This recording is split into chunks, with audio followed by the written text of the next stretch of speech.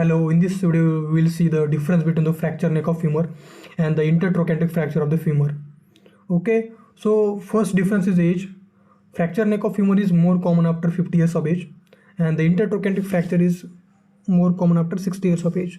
Means that intertrochanteric fracture is late occur. So this second is sex. In females, neck femur fracture is more common as compared to intertrochanteric fractures, and in the males intertrochanteric fracture is more common. Okay, so injury required for the neck of femur fracture is very minor or trivial as compared to intertrochanteric fractures. Intertrochanteric fractures requires very significant energy or force. Okay, the next is ability to walk. Neck of femur fracture patient may walk, and it is very important point, because sometimes what happens, the patient of neck of femur fractures comes to your OPD in walking conditions, or he can walk, and in intertrochanteric fracture the patient is unable to walk or very difficult to walk. Okay, so this is very important difference. Then next is pain. There will be a mild pain in neck of femur fracture, but there will be a severe pain in the intertrochanteric fractures. There will be no swelling, there will be no ecchymosis. Okay, so this is very basic about the neck of femur fractures. The symptomatically patient is very what we call as very mild or very asymptomatic. Like their patient may walk, their pain will be mild, swelling or ecchymosis they will be absent of it. In intertrochanteric fracture, there will be a patient is unable to walk, pain is very severe, and there will be a severe swelling and the ecchymosis also present. Okay, so this is the difference between the signs and symptoms. Then there is this tenderness. In fracture neck of femur, there will be a tenderness in the scarpa triangle. What is scarpa triangle? Scarpa triangle means femoral triangle, which is formed by the sartorius on the left, lateral side is superior linguinal ligament, and on the medial side it is by the adductor longus muscle.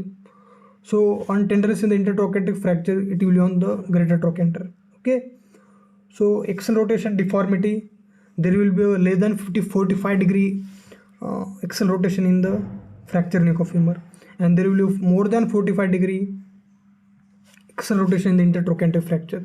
So this point is very important. Due to the more than 45 degree axial rotation in the intertrochanteric fracture, the lateral border of the foot it touch on the bed.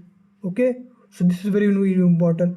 If so, the foot's lateral border is touching whole the bed, means that foot is flat. So this is very important point. The foot of that intertrochanteric fracture patient will be a, so this is very important point in clinically or also in the exams also. This point is given always. So the foot of that patient, so this point is very important, because this is given in clinically or also in the exams also, that foot of that patient is, so this is very important point, because this point is given in exams also or clinically also this present, that lateral border of that affected foot is touched to the bed. Okay, so this is about axial rotation of the that limb. Then the shortening, there will be less than 1 inch shortening in the neck of femur fracture and the more than 1 inch in the intertrochanteric fractures. Okay, so treatment, we give internal fixation to the neck of femur fractures, and to the intertrochanteric fracture we manage it by tractions. Okay, so about complication, there will be a avascular necrosis and the non-union in the femur neck fractures, and there will be no non-union. There will be the malunion in the intertrochanteric fracture. Okay, so this is basic difference in the neck of femur fracture and the intertrochanteric fracture.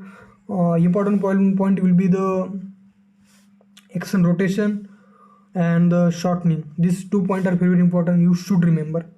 Thank you.